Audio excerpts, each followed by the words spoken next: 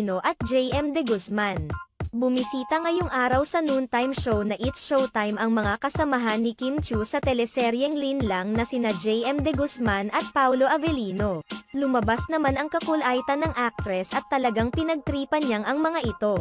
Sa opening pa lamang ng show ay naghandog na ang tatlo ng kasiyahan sa mga madlang people. Pinasample naman kina JM De Guzman at Paulo Avellino ang trending dance na Mini Miss You.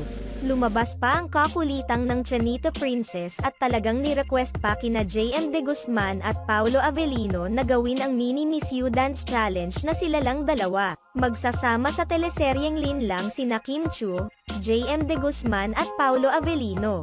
Aminado naman si Kim Chiu na kinakabahan sa panibagong role na kanyang gagampanan dahil ito ang unang teleserye na sasabak siya sa mga mature scenes. Salamat sa inyong panonood sa aming video. Maaring mag-subscribe